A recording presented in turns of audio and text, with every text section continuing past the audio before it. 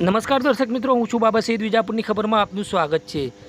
મિત્રો, આજે આપણે ગઈકાલે ગ્રામ પંચાયતની ચૂંટણીના ફોર્મ ભરવાની છેલ્લી તારીખ દરમિયાન બનેલી એક ઘટના વિશે વાત કરવાની છે.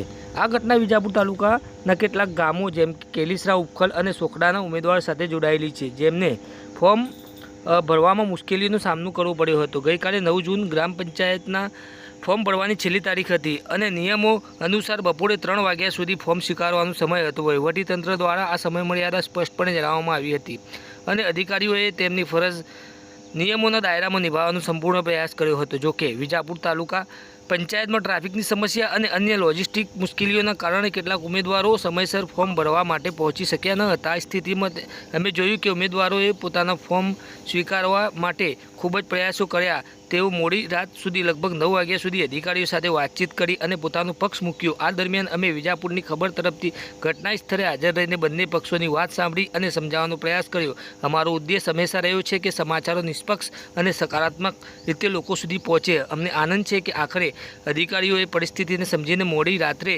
કેટલાક ઉમેદવારોનો ફોર્મ સ્વીકાર્યા. આ પગલું દર્શાવે છે કે વહીવટીતંત્ર નિયમોનું પાલન કરવાની સાથે સાથે નાગરિકોની સમસ્યાઓ પ્રત્યે સંવેદનશીલ પણ છે. બીજી તરફ ઉમેદવારોની નિષ્ઠા અને તેમનું પોતાના ગામના વિકાસ માટેનો જુસ્સો પણ આ ઘટનામાં સ્પષ્ટ દેખાય છે. આ ઘટના આપણને શીખવે છે કે સમયસર આયોજન અને સહકારથી આવી મુશ્કેલીઓ ટાળી શકાય છે. અમે અધિકારીઓ અને ઉમેદવારો બંનેના પરસ્પર સહકારની ભાવનાને સલામ કરીએ છીએ. અમારી વિજાપુરની ખબર ચેનલ દ્વારા અમે હંમેશા આવી જ નિષ્પક્ષ અને સકારાત્મક રીતે સમાચાર રજૂ કરવાનો પ્રયાસ કરીશું. આગામી ગ્રામ પંચાયત ચૂંટણીઓમાં ચાલો આપણે સૌ સાથે મળીને આપણા તાલુકાને વધુ સમૃદ્ધ અને એકજૂટ બનાવીને દરેક ઉમેદવાર અને નાગરિકના પ્રયાસોને અમે શુભેચ્છા પાઠવીએ છીએ. આભાર. અને જો આપને આ સમાચાર ગમ્યા હોય તો અમારી ચેનલને સબસ્ક્રાઈબ કરવાનું ભૂલતા નહીં. વિજાપુરની ખબર હંમેશા આપની સાથે છે. શું નામ છે સાહેબ આપનું? જીતેન્દ્ર કુમાર રાવળ. તો શું કહેવું થાય છે આ બાબતે? 3 વાગ્યા સુધીમાં આપણે ચૂંટણી પણ જાહેર હતી કે 3 વાગ્યા સુધી ફોર્મ સ્વીકારવા. તો 2:55 અમે અહીંયા બહાર એનાઉન્સમેન્ટ કર્યું હતું કે જે કોઈને ફોર્મ સ્વીકારવાના હજ ભરેલા હોય તો તમે અહીંયા લેતા આવો. 5 મિનિટ ફોર્મ સ્વીકારવાના છીએ.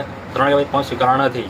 તો જે 3 વાગ્યા સુધીમાં જેટલા ઉમેદવારોના ફોર્મ અહીંયા આવ્યા એ લોકોના ફોર્મે સ્વીકાર્યા છે અને એના પછી 3 વાગ્યા પછી જે લોકો ફોર્મ લઈને એના ફોર્મે સ્વીકાર્યા નથી. તો હવે અમને ફોર્મ ભરવાની સ્વીકારવામાં આવશે જ નહીં? એમને ચૂંટણી પત્રની ગાઈડલાઈન મુજબ અમે સ્વીકારી શકીએ નહીં 3 વાગ્યા પછી નિયમ પ્રમાણે છે. નિયમ પ્રમાણે. ઓકે.